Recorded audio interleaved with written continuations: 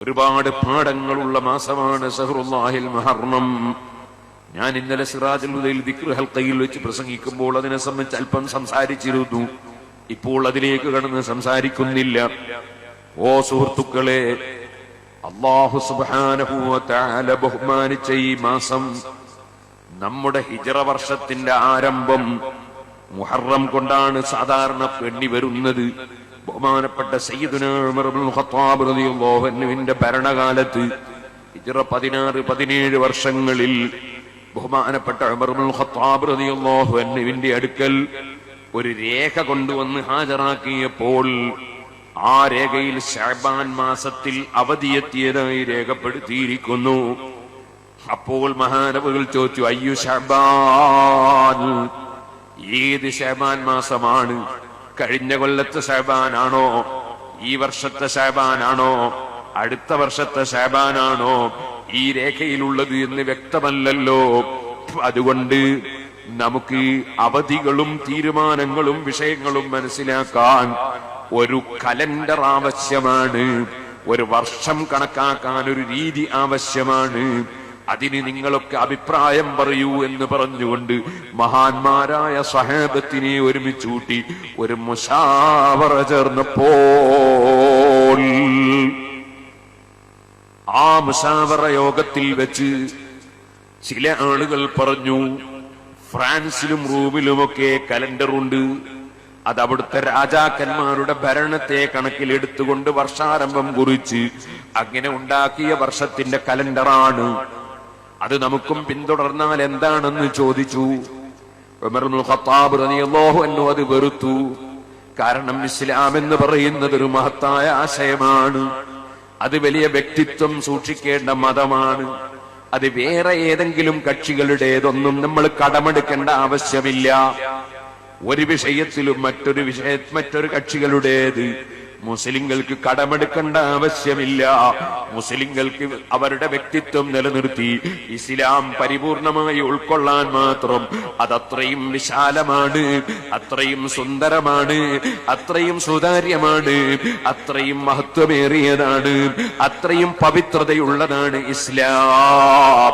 അതുകൊണ്ട് ഫ്രാൻസിന്റെ അതേ പേർഷ്യക്കാരുടേതോ അല്ലെങ്കിൽ അതാ റോമൻകാരുടേതോ അല്ലെങ്കിൽ മറ്റേതെങ്കിലും രാഷ്ട്രക്കാരുടേതോ ഏതെങ്കിലും മതവിഭാഗത്തിന്റെയോ ഒന്നും നമ്മൾ പിന്തുടരേണ്ടവർ അല്ല.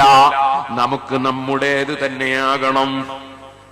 മഹാനായ ഉമർ ഇബ്നുൽ ഖത്താബ് റളിയല്ലാഹു അൻഹുവിന്റെ മുന്നിൽ ചില സഹാബത്ത് പറഞ്ഞു, എന്നാൽ നമുക്ക് വർഷത്തിന്റെ തുടക്കം 1-ാം വർഷം 2-ാം വർഷം എന്ന് എണ്ണി വരാൻ അഷ്റഫുൽ ഖൽഖ് സല്ലല്ലാഹു അലൈഹി വസല്ലമ തങ്ങളുടെ ജന്മം നടന്ന വർഷം മുതൽക്ക് കൊല്ലം കണക്കാക്കി വരാം.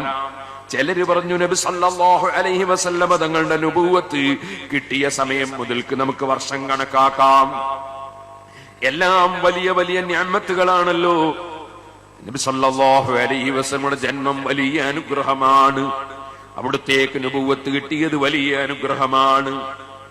അതുപോലെ തന്നെ അല്ലെങ്കിൽ നബി സല്ലല്ലാഹു അലൈഹി വസല്ലമ തങ്ങൾ ത്യാഗോജ്വലമായ ഒരു യാത്ര നടത്തിയില്ലേ, സ്വന്തം നാടും വീടും വിട്ടുകൊണ്ട് സ്വന്തത്തിലും മറ്റുള്ളവർക്കും എല്ലാ പുരോഗതികളും ഭൗതികം അല്ല പാരത്രികമായ പുരോഗതികൾ കൈവരിക്കാനും ഈമാൻ വിതരണം ചെയ്യാനും ഈമാൻ നിലനിർത്താനും ഇസ്ലാം പ്രചരിപ്പിക്കാനും വേണ്ടി സ്വന്തം വീട്ടിൽ നിന്നിറങ്ങി 500ഓളം കിലോമീറ്റർ അകലെ മരുഭൂമിയിലൂടെ നടത്തിയ ഒരു ഹിജ്റയില്ലേ, ലോകപ്രശസ്തമല്ലേ ഹിജ്റ.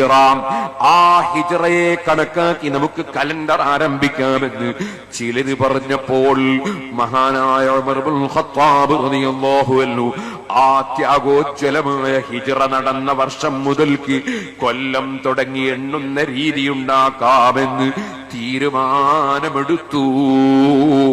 അങ്ങനെ സഹാബത്തിന്റെ ഇജ്മാഅ് കൊണ്ട് സഹാബത്ത് ഏകോപിതമായി തീരുമാനിച്ചതാണ് ഹിജ്റ കലണ്ടർ എന്ന് പറയുന്നത്. അങ്ങനെ ആ ഹിജ്റ വർഷം വാസ്തവത്തിൽ ഹിജ്റ നടക്കുന്നത് റബീഉൽ അവ്വൽ മാസത്തിലാണ്.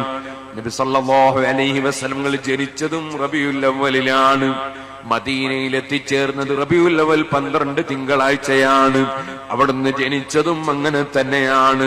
മദീനയിൽ വരുമ്പോൾ സഹാബത്ത് മൗലിദ് ഓതി നബി സല്ലല്ലാഹു അലൈഹി വസല്ലമ തങ്ങളെ റബീഉൽ അവ്വൽ 12 സ്വീകരിച്ചതാണ്. അന്ന് ചൊല്ലിയ പദ്യമാണ് തലഅൽ ബദ്റു അലൈനാ മിൻ സനിയാത്തിൽ വദാഇ വജബ ശുക്രു അലൈനാ മദഅ ലില്ലാഹി നബി സല്ലല്ലാഹു അലൈഹി വസല്ലമ തങ്ങളുടെ വരവിൽ സന്തോഷം പ്രകടിപ്പിക്കേണ്ടതുണ്ട്. അതിന്റെ പേരിൽ നന്ദി പ്രകടിപ്പിക്കേണ്ടതുണ്ട്. അതിന്റെ പേരിൽ സൽക്കർമ്മങ്ങൾ ചെയ്യേണ്ടതുണ്ട്. അത് ഖിയാമത്ത് നാൾ വരെ തുടർന്ന് നടക്കേണ്ടതുണ്ടെന്ന് റബീഉൽ അവ്വൽ 12 തിങ്കളാഴ്ചയിൽ സഹാബത്ത് ചൊല്ലിയ മൗലിദിൽ സഹാബത്ത് അന്ന് തന്നെ ചൊല്ലി പഠിപ്പിച്ചതാണ്. വജബ ശുക്രു അലൈനാ മദഅ ലില്ലാഹി